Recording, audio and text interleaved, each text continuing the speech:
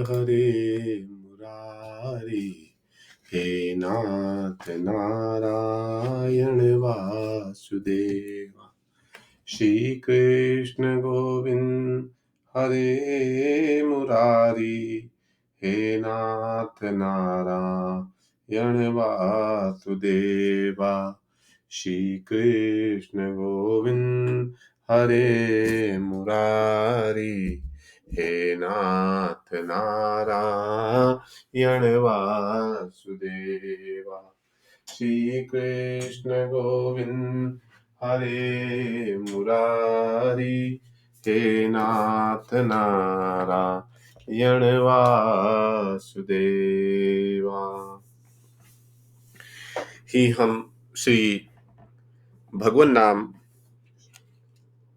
नामक पुस्तिका जो गीता प्रेस द्वारा प्रकाशित है, संख्या नंबर 370, हनुमान प्रसाद पोद्दार जी महाराज के प्रवचनों पर आधारित है।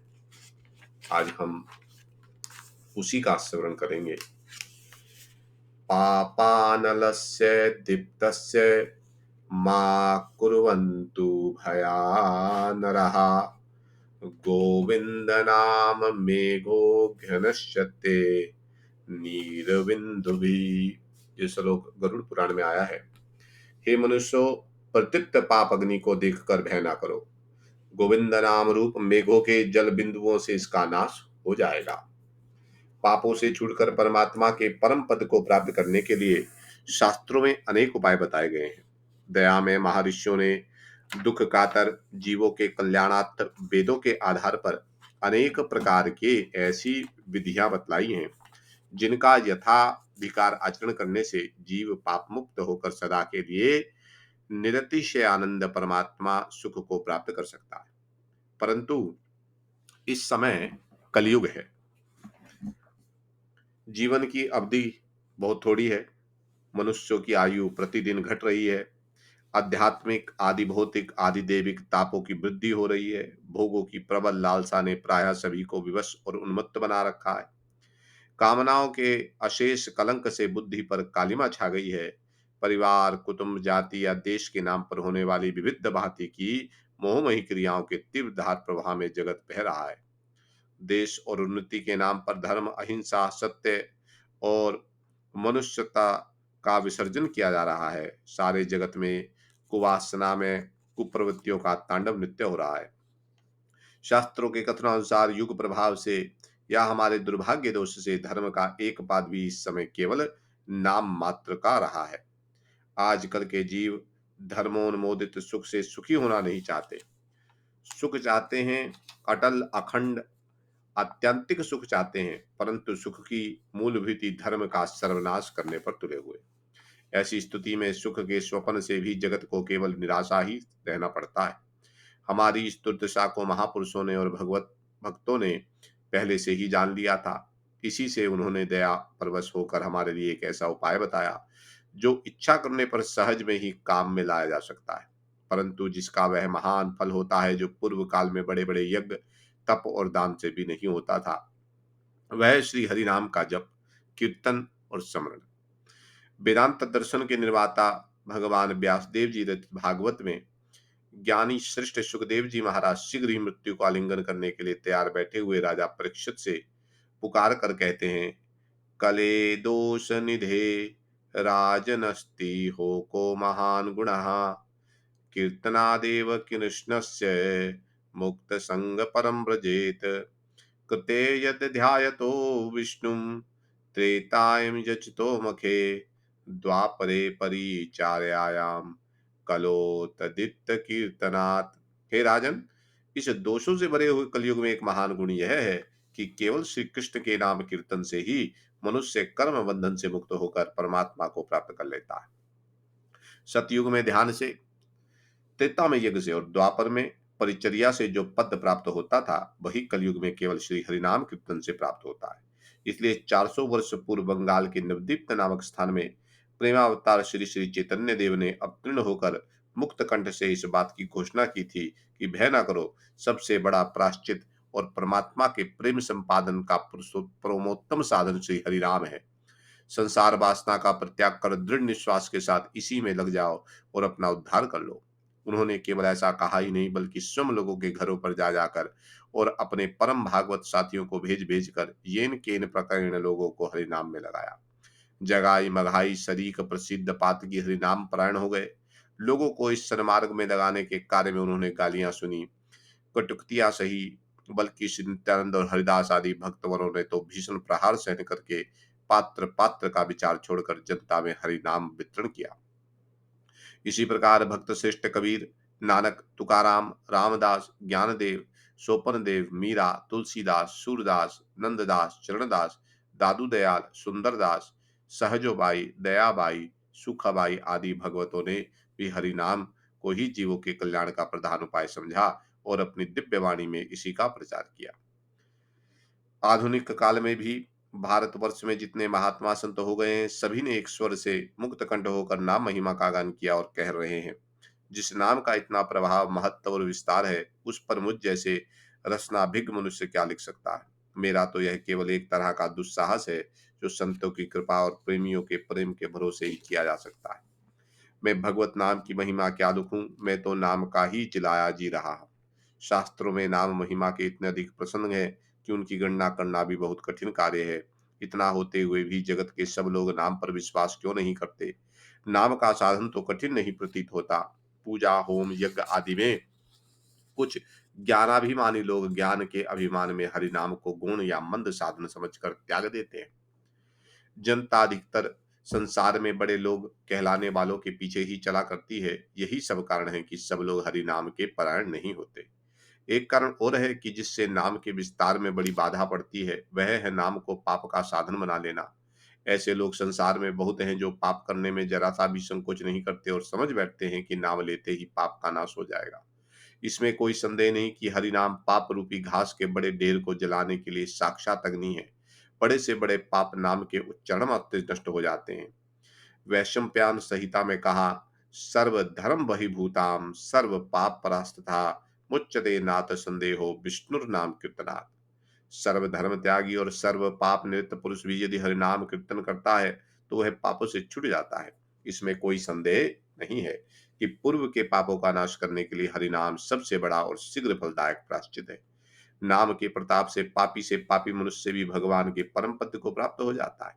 परंतु जो मनुष्य जानबूझकर ही नाम की दुहाई देकर मन में दृढ़ संकल्प करके पापों में प्रवृत्त होता है, उसका कहीं निस्तार नहीं होता।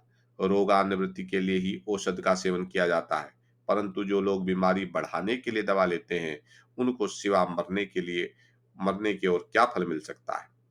पद्म पुराण का वचन है, नामनो बलाद यस्याहि पाप बुद्धि विद्धते तस्या यमहेहि शुद्धि। जो नाम का सहारा लेकर पापों में प्रवृत्त होता है, वह अनेक प्रकार की यम यातना भोग करने पर भी शुद्ध नहीं हो पाता। जे नर नाम प्रताप बल करत पाप नित्याप प्रजलेप है जायते अमिट सुदुष्कर पाप।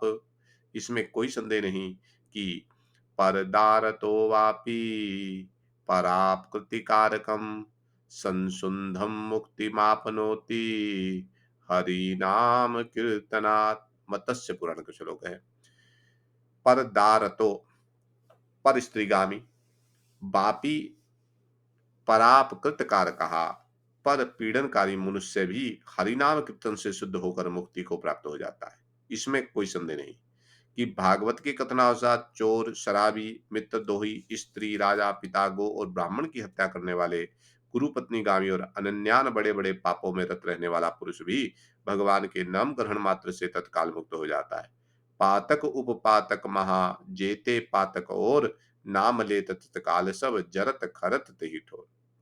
पहले के कितने भी बड़े बड़े पाप संचित क्यों ना हो, सच्चे मन से भगवान नाम लेते ही वे सब अग्नि में ईंधन की तरह जल जाते हैं। परंतु इसका यह अर्थ नहीं कि भगवत नाम लेने वालों को पाप करने के लिए छूट मिल जाती है।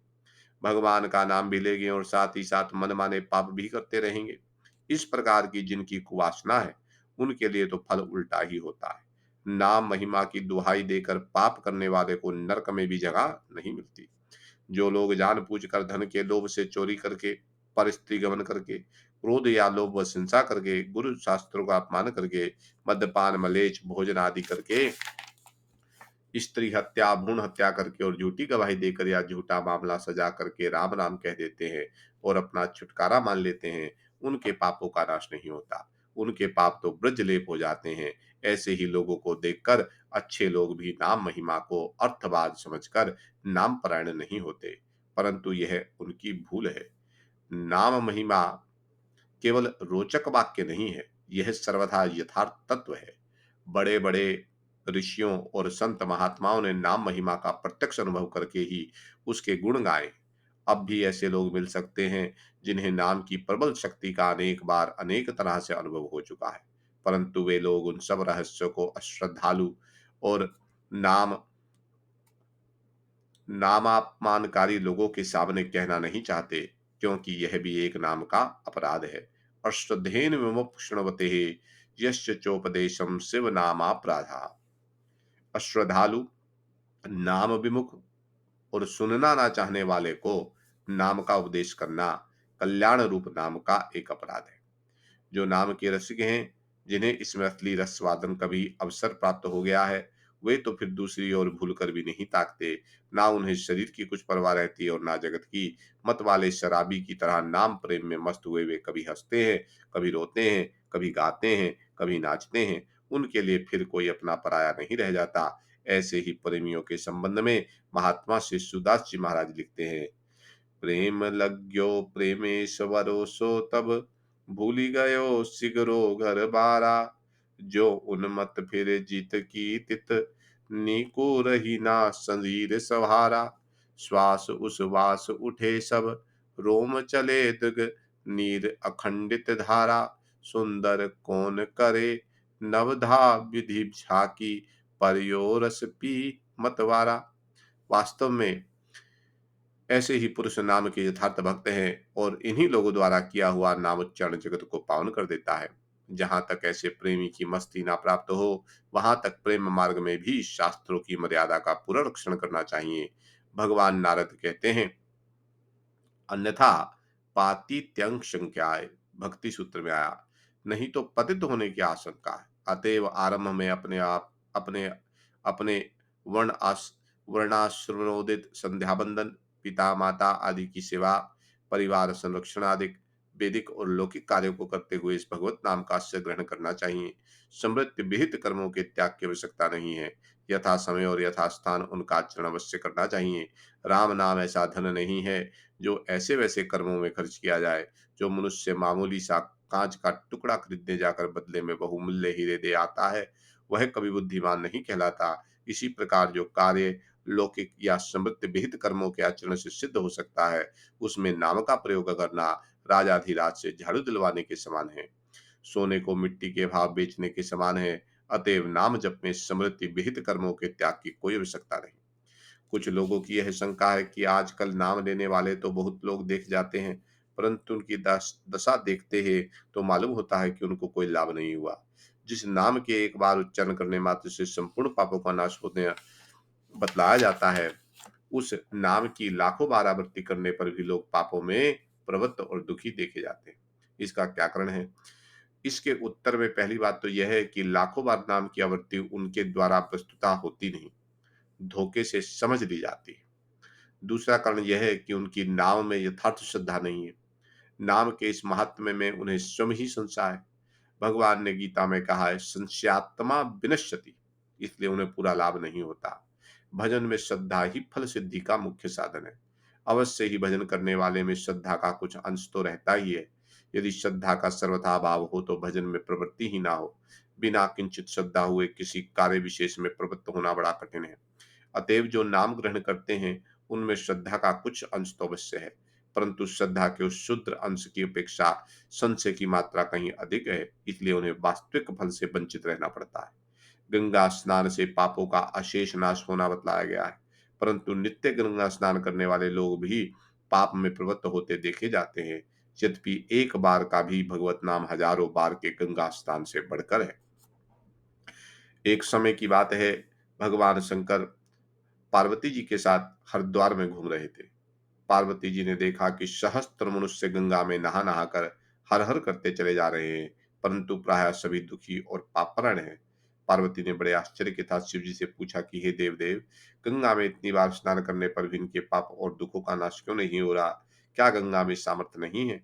शंकर जी बोले, प्रिय, गंगा में तो वही सामर्थ्य है, परंतु इन लोगों ने पाप नाशनी गंगा में स्नान ही नहीं किया, तब इन्हें लाभ कैसे होगा? पार्वती ने सश्चर्य कहा कि स्नान कैसे नहीं किया? सभी तो नहा नहा कर आ रहे हैं, अभी तक इनके शरीर भी नहीं सूखे। शिव जी ने कहा, ये केवल जल में डुबकी लगा कर आ रहे हैं, तुम्हें कल इसका रहस्य समझाऊंगा। दूसरे दिन बड़े जोर से बरसात होने लगी, गलियां कीचड़ से भर गई। एक चौड़े रास्ते में एक गहरा गड्ढा था, चारों ओर लपटीला कीचड़ भर रहा था। शिव जी ने लीला से ही वृत्त रूप धारण कर लिया और दीन विवश की तरह गड्ढे में जाकर ऐसे पड़ गए जैसे कोई मनुष्य चलता चलता गड्ढे में गिर पड़ा हो और निकलने की चेष्टा करने पर भी ना निकल सकता हो। पार्वती को यह समझाकर गड्ढे के पास बैठा दिया कि देखो, तुम लोगों को सुना सुना कर यूं पुकारती रहो कि मेरे वृद्ध पति अकस्मात गड्ढे में गिर पड़े हैं, कोई पुण्यात्मा इन्हें निकाल कर इनके प्राण बचावे और मुझ असहाय की सहायता करे। शिव जी ने यह और समझा दिया कि जब कोई गड्ढे में से मुझे निकालने को तैयार हो, तब इतना और कह देना कि भाई, मेरे पति सर्वथा निष्पाप हैं, इन्हें वही छुए जो स्वयं निष्पाप हो।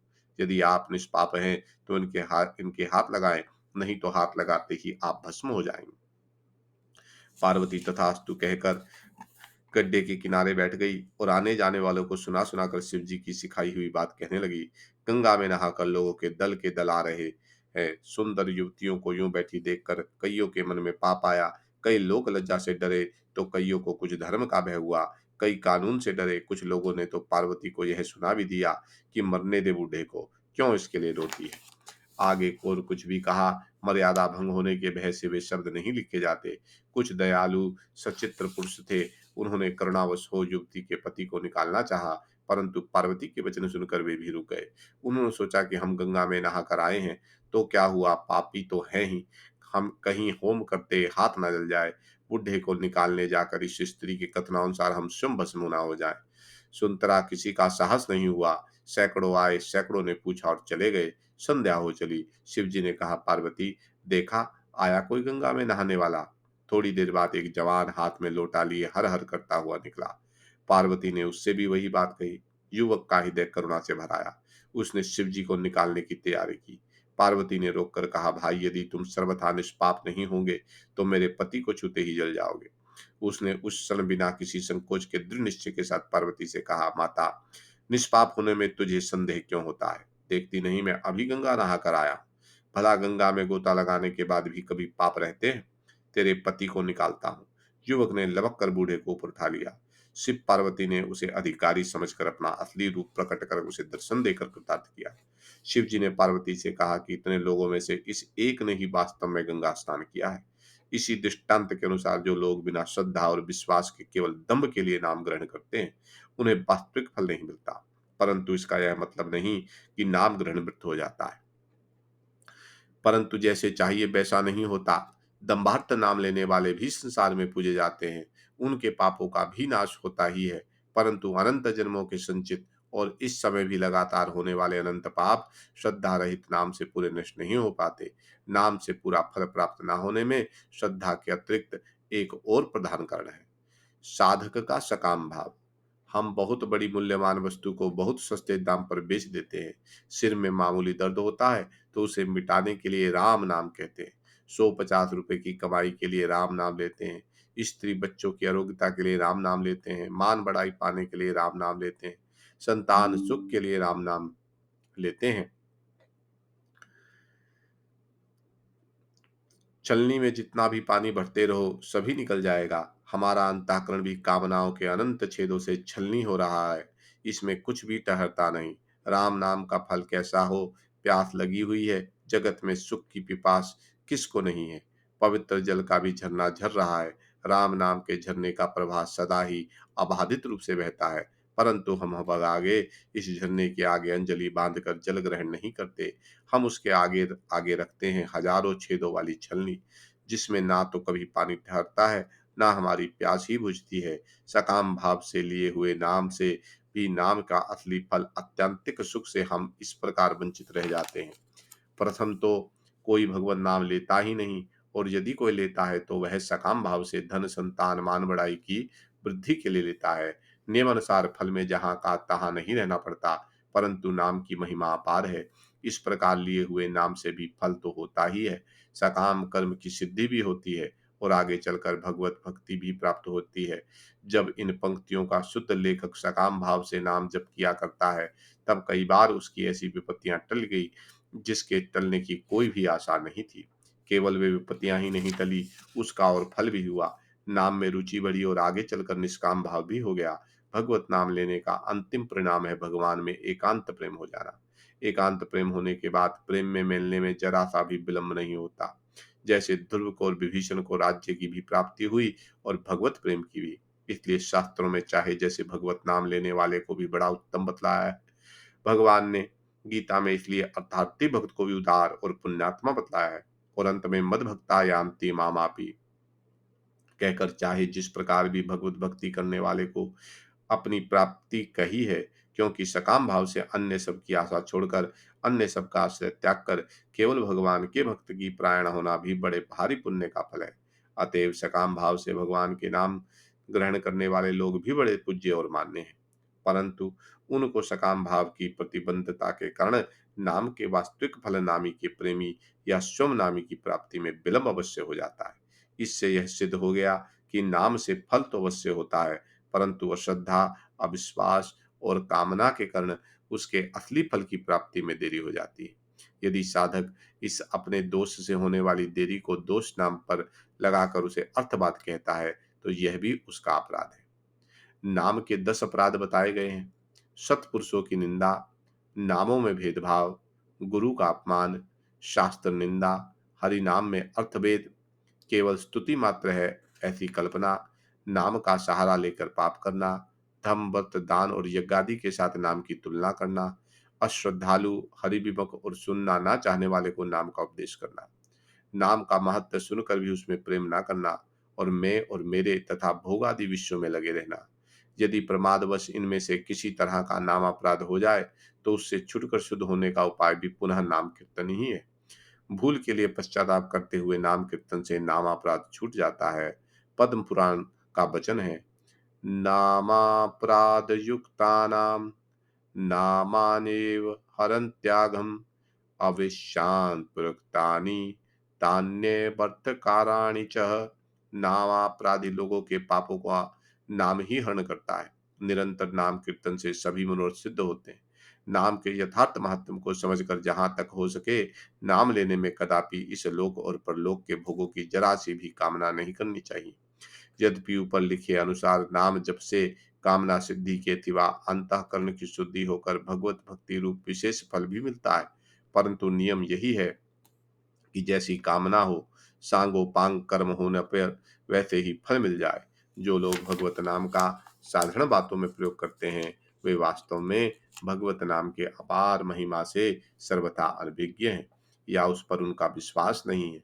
जो रत्न के मूल्य से अनभिज्ञ हो, वही उसे कांच के मोल बेचेगा।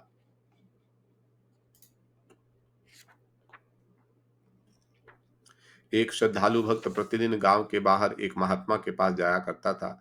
जब महात्मा की सेवा करते करते उसे बहुत दिन बीत गए, तब महात्मा ने उसे अधिकारी समझकर कहा कि बच्च, तेरी मति भगवान में है। तू श्रद्धालु है, गुरु सेवा प्राण है, कुतार्किक नहीं है, साधन में आलसी नहीं है, शास्त्र के वचनों में विश्वासी है, किसी का बुरा नहीं चाहता, किसी से घृणा और द्वेष नहीं करता, सरल चित्त है, काम क्रोध लोभ से डरता है, संतों का उपासक है और जिज्ञासु है। इसलिए तुझे एक ऐसा गोपनीय मंत्र देता हूँ जिसका पता बहुत ही थोड़े लोगों को है। यह मंत्र परम गुप्त और अमूल्य है, किसी से कहना नहीं। यूं कहकर महात्मा ने उसके कान में धीरे से कह दिया, राम श्रद्धालु भक्त मंत्र राज। राम का जप करने लगा। वह एक दिन गंगा नहाकर लौट रहा था कि उसका ध्यान उन लोगों की तरफ गया जो हजारों की संख्या में उसी की तरह गंगा नहाकर जोर जोर से राम राम पुकारते चले आ रहे थे।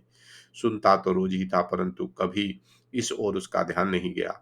आज ध्यान जाते ही उसके मन में यह विचार आया कि महात्मा तो राम मंत्र को बड़ा गुप्त बतलाते थे। मुझसे कह भी दिया था कि किसी से कहना नहीं, परंतु इसको तो सभी जानते हैं। हजारों मनुष्य राम राम पुकारते हुए चलते हैं।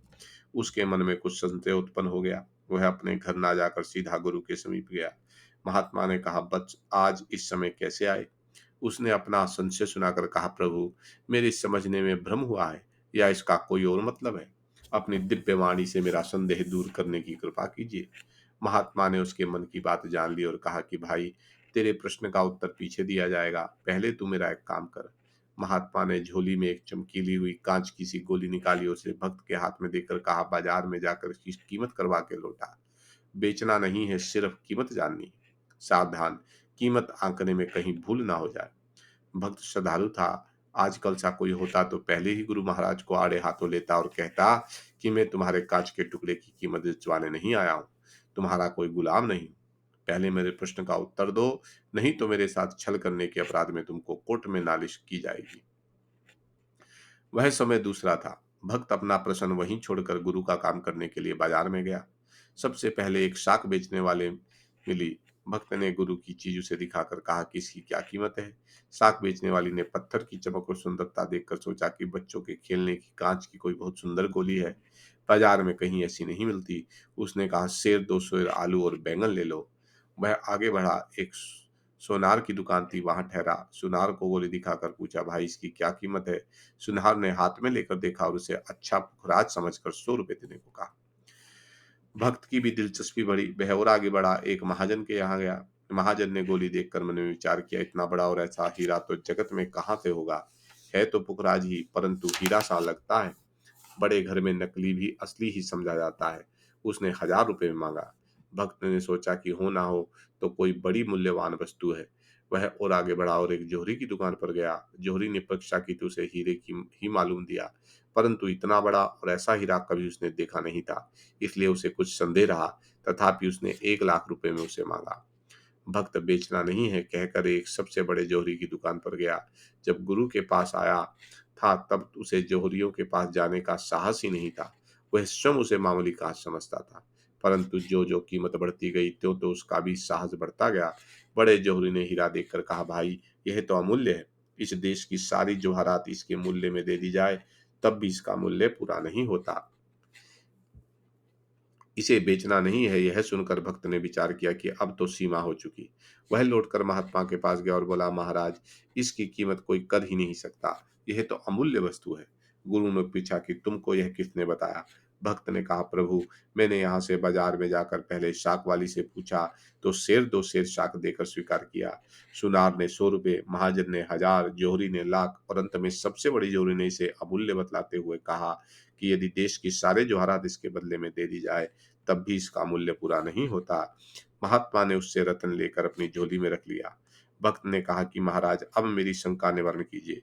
महात्मा ने कहा, भाई मैं तो तुझे शंका निवारण के लिए दृष्टांत सहित उपदेश दे चुका, तूने अभी नहीं समझा, इसलिए फिर समझाता हूँ। इस रत्न की कीमत कराने में ही तेरी शंका दूर होनी चाहिए थी। रत्न अमूल्य था, परंतु उसकी असली पहचान केवल सबसे बड़े जोहरी को ही हुई, दूसरे नहीं पहचान सके। यदि मैंने तुझे बेचने के लिए आज्ञा दे दी होती तो तू 2 शेर के बदले 5-7 शेर साख के मूल्य पर इसे बेच ही देता, आगे बढ़ता ही नहीं। अमूल्य वस्तु कौड़ी के मूल्य चली जाती, कितना बड़ा नुकसान होता। इसी प्रकार श्री राम नाम भी गुप्त और अमूल्य पदार्थ है। इसकी पहचान सबको नहीं, ना इसका मूल्य सबको जानते हैं। चीज हाथ में होने पर भी जब तक उसकी पहचान नहीं होती तब तक उसका असलीपन गुप्त ही रहता है। इसी तरह राम नाम के असली महत्व को भी बहुत कम लोग जानते हैं। जो राम नाम का व्यवसाय करते हैं वे बेचारे बड़े दया के पात्र हैं, क्योंकि वे इस अमूल्य धन राम नाम को कौड़ी के मूल्य पर बेच देते हैं। इसी से परम मूल्यवान रत्न को 2 शेर शाख के बदले में बेच देने वाले मूर्ख के समान वे सदा ही भक्ति और प्रेम में दरिद्र ही रहते हैं। भक्ति और प्रेम के हुए बिना परमात्मा नहीं मिलते, और परमात्मा को प्राप्त किए बिना दुखों से कभी छुटकारा नहीं हो सकता। दुखों की आयांतिक निवृत्ति परमात्मा को प्राप्त करने में ही है। आज की कथा को यहाँ विश्राम देते हैं। कल इसी कथा को आगे करेंगे। एक बार भगवत नाम संकीर्तन करते हैं। श्री राम जय जय राम, श्री राम जय जय राम, श्री राम जय जय राम, श्री राम जय जय राम। श्री राम जय जय राम, श्री राम जय जय राम।